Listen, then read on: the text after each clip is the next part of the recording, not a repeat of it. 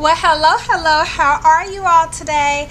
Well, you know it's me. It's Garlinda Price. I'm the CEO of Glamour Cosmetics, and I'm an ordained pastor.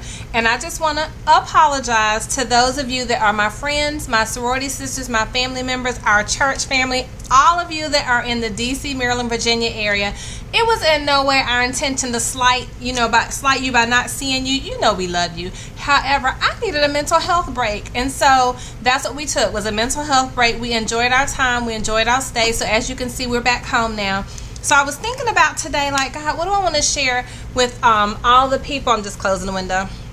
That we love and that love us and listen to the video every week. And the one thing I thought about were the comments that I got to me riding the Ferris wheel there in the National Harbor. One, I want to say that I've never been to the National Harbor. I thought that was just a beautiful place because I'm a water girl. I love the ocean, the river, a pond, a stream, until I found out snakes could swim. But I love all those things, right? So it was just so beautiful. So what had happened was, let me just tell you the reason why I chose to ride the Ferris wheel. I'm just adjusting the light.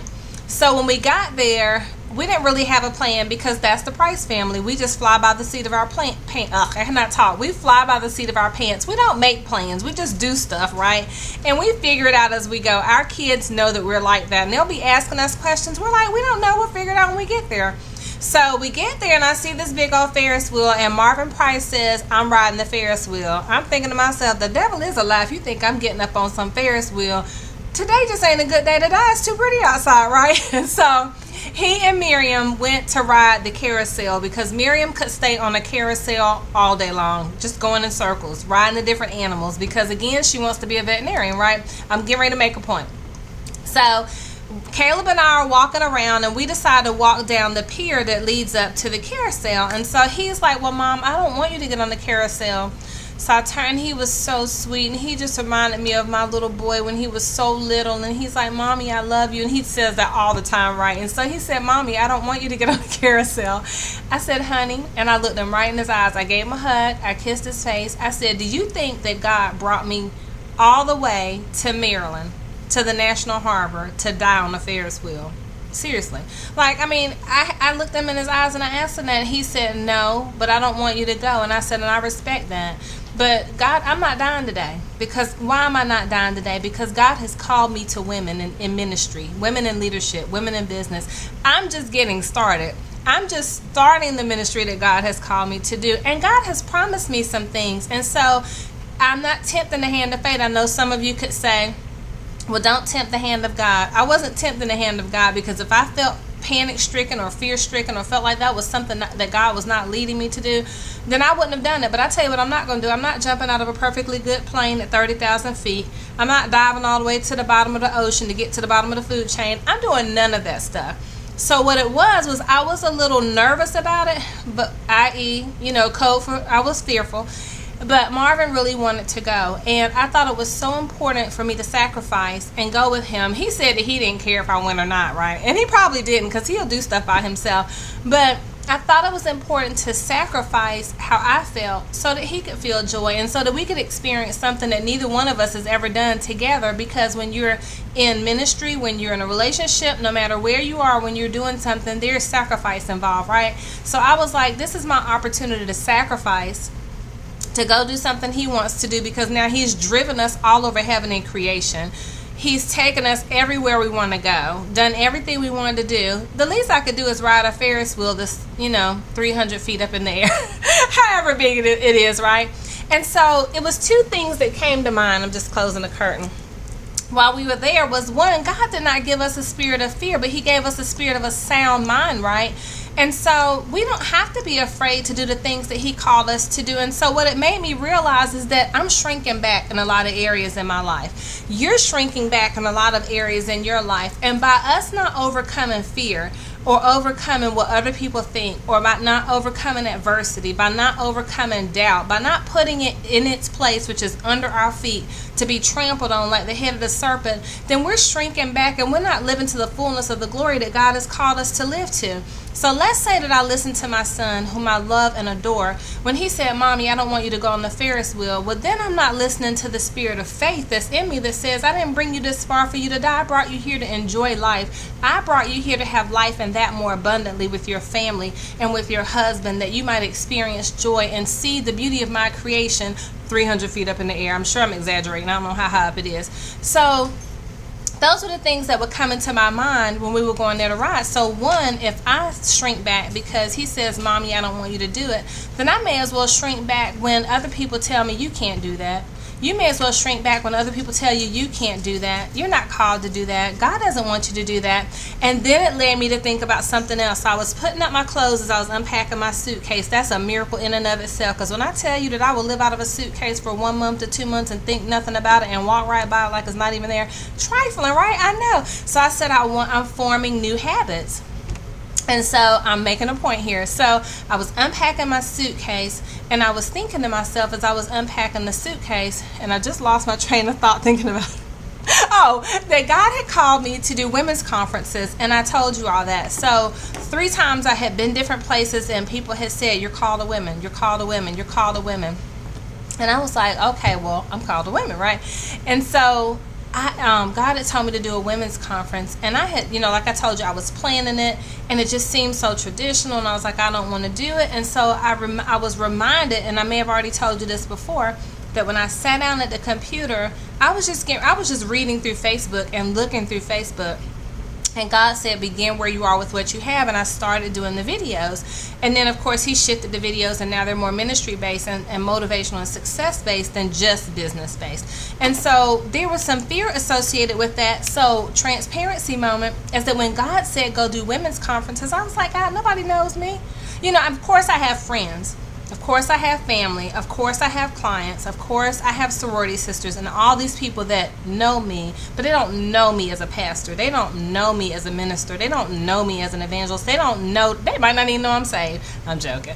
But you know what I'm saying? So in my mind, I was like, well, God, you're calling me to do women's conferences. People don't even know my name. He said, nor do they need to. They need to know my name. Make my name famous.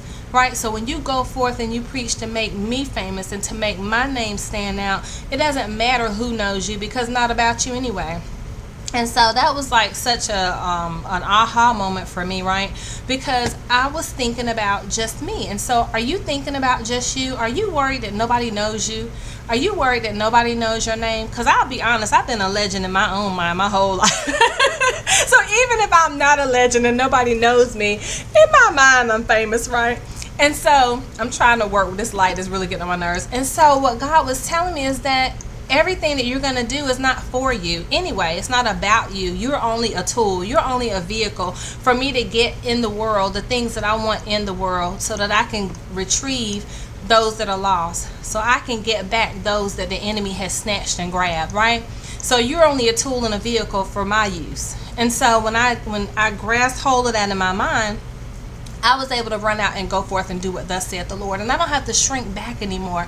And so then the last thing I want to share with you is, while we're on vacation, okay, so I haven't shared with you on my vision board, but it's bad. And bad isn't good. I have 2 amazing vision boards that I'm still adding to one of them. But I take a lot of time and thought to print off pictures and images and things that are really important to me. That some are vanity items that I'm believing God for, like a Rolls Royce and, Louis Vuitton luggage. But the less shallow things are the things of God, about preaching internationally and holding sold out women's conferences and just amazing things that God has placed in my heart to do. And so one thing that I have on there is to get fit, to be fit and fabulous, because I'll be 50 in 3 years, and I want to be in the best shape of my life. Now, I might not be in bikini shape by the time I lose weight, but I know that I have to get fit for the kingdom of God, for the work that God has called me to do. I can't feel sluggish, and I can't be tired, and I can't always feel like I'm dragging this body and this flesh around, right? So I have to get in shape. So normally when we go on vacation, I don't exercise. I won't go use the gym downstairs in the hotel. I certainly am not going to go out and walk the streets of a place that I don't frequent or that I don't live in. Yes, I'll walk in my neighborhood. So it was huge that each day that we were gone, I think it was Friday, I had walked that morning here in my neighborhood, but it was Friday and Saturday. So yesterday and Friday, I went walking down from the hotel. We stayed in Old Town Alexandria, so there's a waterfront down there. So the first day I was gonna go, I'm like, does anybody want to go? Everybody's like, no. Well, then there's Caleb. He's like my security guard, my knight in shining armor. He's my protector. He said, well, Mom, I can't let you go by yourself, but how long are we going to be gone? I said, you don't get to manage my time. You don't get to manage me. Like, you're not the boss of me. So he put on his shorts and we were walking. So, of course, I felt more secure, but I'm also in mommy mode because I'm like, are you okay? Watching after him, and he's in great shape. So we went walking, got back to the hotel. Well, yesterday, nobody wanted to go with me. So now I could have decided in my mind, I've created this beautiful vision board. Everything on there looks great and it looks perfect. But am I going to do what I said I'm going to do? Or am I going to let fear stand in the way of the body that I want, the heart that I want, the lung capacity that I want, right? The shape that I want.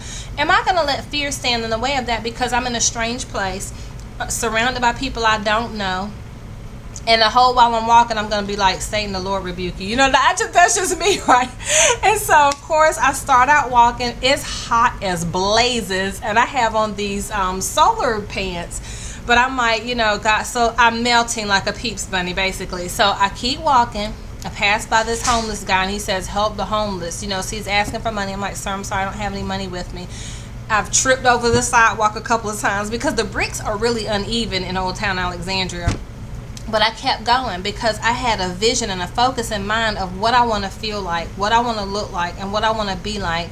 And it's not enough to say you want it, but not to go after it. It's not enough to say this is what you're going to do and not put in the work towards it. So faith overrode the fear of my surroundings because, again, God didn't bring me all the way to Old Town Alexandria to be dropped off. And not only that, how when you're on vacation and it's chaotic and so much stuff is going on, the kids are fussing, they don't want to eat at the same place you want to eat, everybody's tired, we've been riding around all day, and then everybody wants to do something different. So that was my time too to hear from God because, of course I hadn't been waking up at 5 a.m. on 2 nights of vacation to hear from God. So when I went out there, God gave me new ideas. He gave me new visions. He gave me new things to add to what He's called me to do. So you've got to get out there and you've got to start getting in shape. We've got to get in shape mentally, physically, financially, and I feel like and spiritually. And we have got to commit to the things that we tell God and that we've asked God for and that we say we want to do. And we cannot let fear prevent us from doing that. We cannot let strange surroundings prevent us from doing what God has called us to do. So I just want to share a couple of scriptures with you and some things I found. So how many times does fear actually appear in the Bible? So this person said, I was so intrigued when I learned that fear not was in the Bible 365 times. So 365 times Jesus and God said fear not. And then it stated that in the King James Version, the phrase fear not was used 74 times. So that's just amazing to me. And so then I'm going on to see if there's any different answers down there. So it's that many times that it's mentioned, it's important, right? And then we already know faith versus fear. What does the Bible say about it? So in Hebrews 11:1, it says, now faith is the assurance of things hoped for, the conviction of things unseen. So it's important to recognize what is meant by the word hope. Hope means that this is an unshakable hope, a biblical hope, that what God has said He is going to do, He is going to make happen. And then faith is a gift from God. It says, for by grace you have been saved through faith and not of yourselves. It is a gift of God, not as a result of works, so that no one may boast, right? And so then fear is an enemy of faith. So this was something that I found that I thought was really cool, and it was Psalms 27:1. The Lord is my light and my salvation. Whom shall I fear? Right? The Lord is the strength of my life. Of whom shall I be afraid? We don't have any oppressors, because what it is we battle with the enemy in our mind. And the enemy tries to tell us, nobody knows you. People don't know you. They're not going to listen to you. They don't know who you are. You're not going to reach anybody. And even if anyone does comment, maybe you'll only reach one person, or maybe you'll only reach 2 people. What difference does it make if it's the one person you were supposed to reach? If at work it was the one person you were to lead to salvation. If on your walk in the street there's one person you're supposed to minister to. or if people are watching you for encouragement to be bold and to be courageous and to be victorious in the things that God has called them to do, and then you give them the inspiration to go forth. So it was more than just riding a Ferris wheel. It was about making a sacrifice. So sometimes you got to make sacrifices. Not sometimes. There's always going to be a price to pay.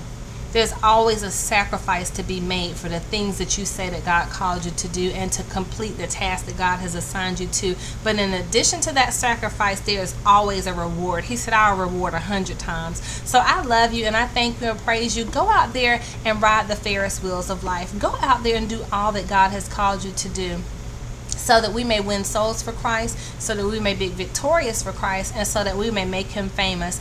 Doesn't matter how many people know us. As long as they know him through us, we are victorious. Talk to you soon. Bye.